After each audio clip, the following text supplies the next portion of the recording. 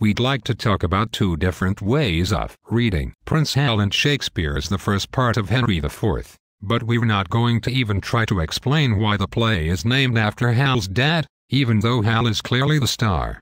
Don't get distracted. Let's start with the madcap rogue approach. Many people like to see the play as the story of a young man who makes an important transformation. They see Hal mature over the course of the play. At the beginning, he's a wild kid preferring to spend his time hanging with his buds in the pubs. But as things get complicated, Hal steps up and proves to his father that he has what it takes to be a responsible leader and a good king. There's just one problem with this reading, I think. It ignores Hal's speech in Act 1, Scene 2. After all, Hal announces that hanging out in the pubs with Falstaff is just a game. It's a trick so that people will think he's a rotten bum. That way, when he shows just how reliable he is, people will be even more impressed with him. That's a Machiavellian reading, isn't it?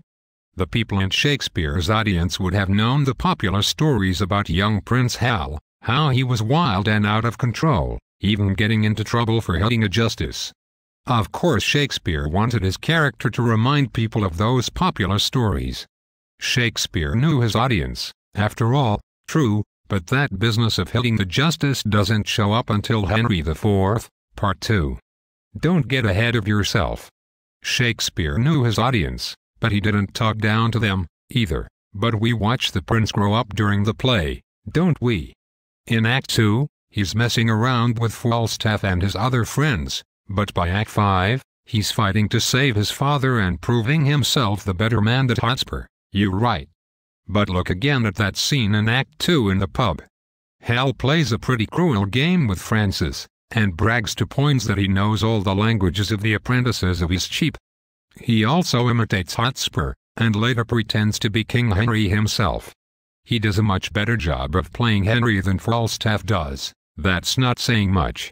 Falstaff doesn't want to be anyone but Falstaff. He's having too good a time, true, but my point is that throughout the first two acts of the play, Hal reveals himself to be a terrific actor, someone who knows what effect he wants to create in his audience, and who is able to adopt the right speech and action to create that effect. Okay, so he's an actor. Brilliant insight for a character in a play, eh? But look at the scene in Act 3 when Hal has to stand up in front of his dad and explain himself. He sounds a lot like a teenager in trouble, doesn't he? He does, but he also sounds like someone who has decided that it's time to reveal himself, just as he promised back in Act 1. His monologue uses images of honor as something to be bought and sold, something that one person can take off another person and put on for himself. Just like an actor's costume, that's right. So when we get to the battle at Shrewsbury, we can argue that Hal is simply putting on another costume. He has finished with the wild child image, having taken it as far as it can go. Now he needs the brave prince costume, and he uses it to impress both his friends and his enemies. But if you're right about this, then that means we really never get to know the true prince at all.